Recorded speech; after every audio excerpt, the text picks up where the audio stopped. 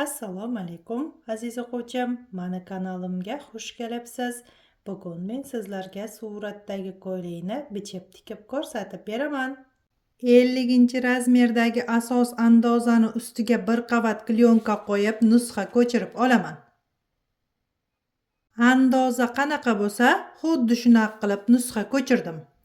Ostidagi andozani olsam, mana shunaqangi ko'rinishda bo'ladi. Ko'ylakni oldiga kaketkani chizib oldim. Kaketkani chizish uchun mana bu burchakdan mana bu nuqtagacha 35 santimetrni o'lchab oldim. Keyin qo'ltiqdan mana bu nuqtagacha 5,5 santimetrni o'lchadim. Keyin mana bokovoydagi ko'krak vatochkani uchigacha belgilab oldim. Shunday qilib yoysimon shaklda chizib oldim. Shunday qilib kaketkani chizib oldim. Endi bo'yin o'yindisini chizaman.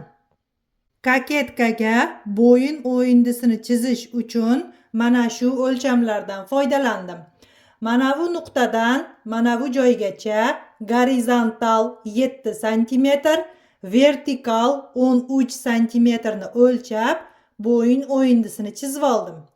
Yelkasini kengligi 12,5 cm.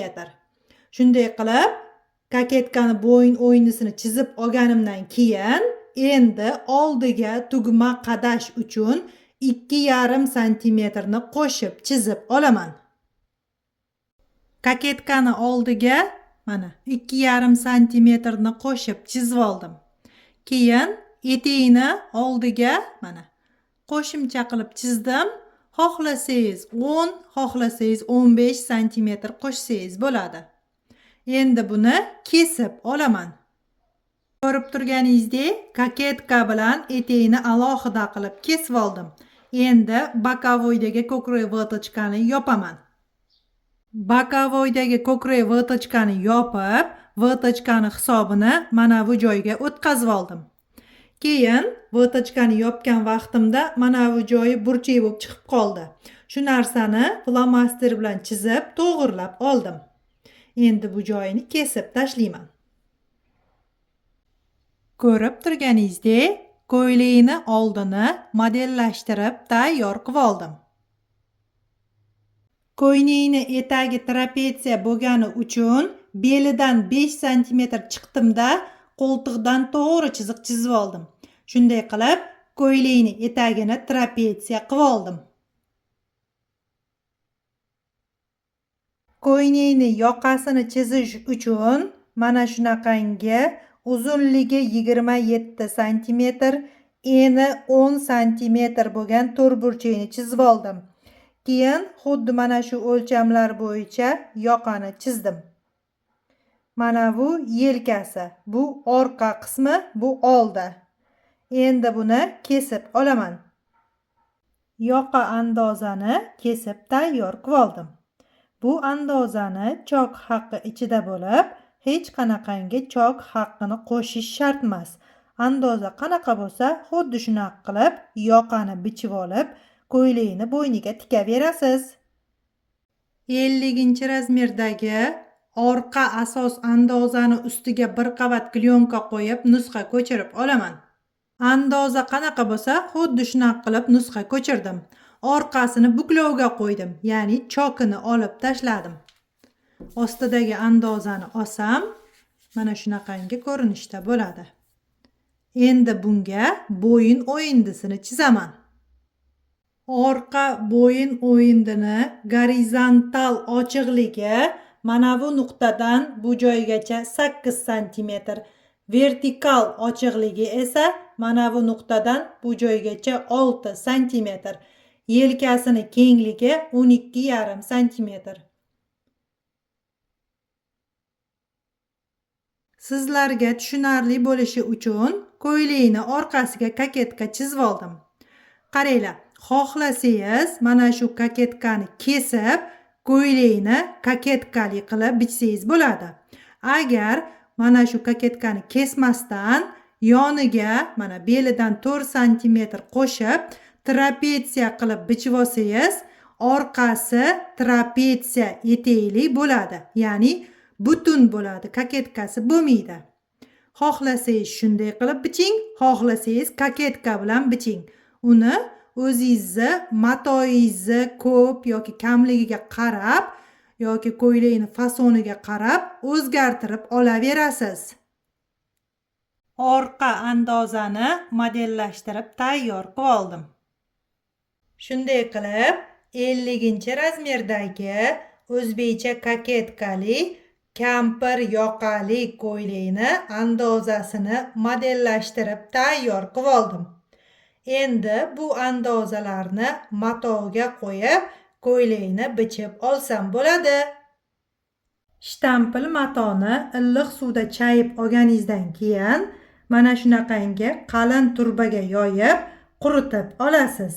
Undan keyin dazmol bosib, stolni ustiga yoyib ko'ylakni bichib olsangiz bo'ladi. Modellashtirib tayyor qilib olgan andozalarimni matoga qo'yib ko'ylakni bichib oldim. Endi tikishni boshlayman. Ko'ylakni etagini uzunligini 50 cm qilib oldim. U degani mana bu beldan mana bu joygacha 50 cm. Oldida va orqasida ham bir xil beldan pastgacha 50 cm. Shunday qilib ko'ylakni uzunligini belgilab oldim. Ko'ylakni oldidagi koketkasini, bo'yinni orqasidagi padbordni va yoqani birinchi flizilin matodan bichib oldim. Undan keyin lion matoga dazmol bilan yopishtirib oldim. Endi bularni kesib olaman. Flizilin yopishtirib olgan detallarimni kesib tayyor qilib oldim. Padbord bilan koketkani bir-biriga qo'shib tikib oldim. Keyin ustidan 0 strochka berib oldim. Endi buni mamna qilib olamanda buklayman. Buklab qo'l chokida tikib dazmol bosaman. Undan keyin mana bu joylarini tikib, keyin shtampildan ortiqcha qolgan joylarini kesib tashlayman. Mana shunaqa qilib koketkalarni mana tikib tayyor qilib oldim. Mana. Mana. Koketkalarni bir-biriga o'tkazib, ya'ni 3 cm dan belgilab, mana shunaqa qilib bir-biriga qo'shib qo'l chokida tikib oldim. Mana. Endi bunga ko'ylakni etagini tikaman. Etigini burmaga yig'ib, koketkaga tikib oldim. Qo'l chokida. Endi buni mashina bilan tikib, overlock qilaman. Ko'ylakni oldini tikib tayyor qilib olganimdan keyin, endi orqa va oldini yelkalarini bir-biriga qo'shib tikib olaman. Ko'ylakni yelkalarini tikib tayyor qilib oldim. Endi yoqani tikaman. Yoqa va padbordni bir-biriga qo'shib tikib oldim. Keyin o'ng tomonidan ag'darib, mana shunaqa qilib qo'l chokida tikdim. Keyin dazmol bosib oldim. Keyin o'rtasini belgilab oldim. Mana. Simmetrичный chiqdimi, chiqmadimi shunisini tekshirib oldim. Endi mana shu yoqani ko'ylakni bo'yniga tikaman. Yoqani va bo'yinni o'rtasini belgilab olganman-ku, shularni bir-biriga simmetrичный qo'yib, bulavka qadab oldim. Keyin o'ng va chap tomonga qaratib, yoqani bo'yinga tikib chiqdim. Mana. Endi padbordni tikaman. Qaranglar qizlar. Yoqani mana bu burchagi bor-ku, shu joyini mana bunaqa qilib to'g'ri qilib qo'yib olasiz. Keyin mana bunaqa buklaysiz-ku, buklagan vaqtingizda mana bu burchagi to'g'ri tushishi kerak. Shunda yoqangiz chiroyli bo'lib chiqadi. Padbordni o'rtasini bulavka bilan bo'yinga qo'shib qadab olganimdan keyin o'ng va chap tomonga qo'l chokida tikib oldim. Undan keyin mashina bilan tikib chiqdim. Shunda mana padbord bilan ko'ylakni gavdasini o'rtasida yoqa qoladi. Mana. Endi buni o'ng tomoniga ag'daraman. Tikib olgan yoqam ichidan mana shunaqa ko'rinadi. Mana.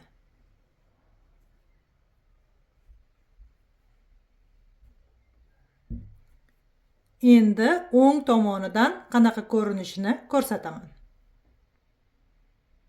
Yoqa o'ng tomonidan mana shunaqa ko'rinadi. Mana.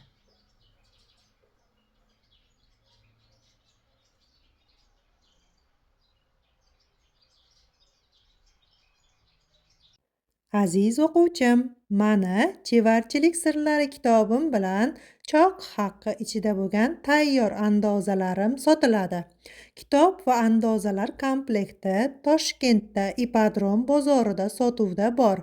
Agar sizga kerak bo'ladigan bo'lsa, videoni ostida telefon raqamlarim bor. Qo'ng'iroq qilib yoki Telegramda yozib ma'lumot olsangiz bo'ladi. Ko'ylakni gavdasini va yengini tikib tayyor qilib oldim. Endi yengni qo'l chokida gavdaga tikib olaman. Yengni birinchi yonini tikib, overlock qilib dazmol bosib oldim. Undan keyin pastini pastelniy shov qilib tikib oldim. Keyin dazmol bosdim. Undan keyin qo'ltiqdan o'ng va chap tomonga 5-5 cm qoldirib, mashinani chokini 5 ga qo'yib, mana shunaqangi ikkita chok berib oldim. Bu choklarni orasini kengligi 0,5 mm dan. Endi mana shu chokni burmaga yig'aman. Ko'rib turganingizdek, yengni burmaga yig'ib oldim. Mana qaranglar, dumaloq bo'lib qolgan. Mana shunaqa qilib yengni tayyorlab olganimdan keyin endi buni gavdaga tiksam bo'ladi. Yengni birinchi qo'l chokida tikib oldim. Undan keyin o'ng tomoniga ag'darib, simmetrichniy chiqdimi, chiqmadimi shunisini tekshirib oldim. Undan keyin xuddi mana shu qo'l chokida tikilgan ipni ustidan mashinani choki bilan tikib oldim. Qarang, yengni tikayotgan vaqtingizda mashinaga qo'yganingizda yeng tomoni ustida bo'ladi, gavda ostida bo'ladi. Keyin yengni mana qo'ltiqdan boshlab tikasiz. Shu yerdan boshlagan vaqtingizda birinchi zakrepka berib tikasizda, aylanib kelib tikib bo'lganingizdan keyin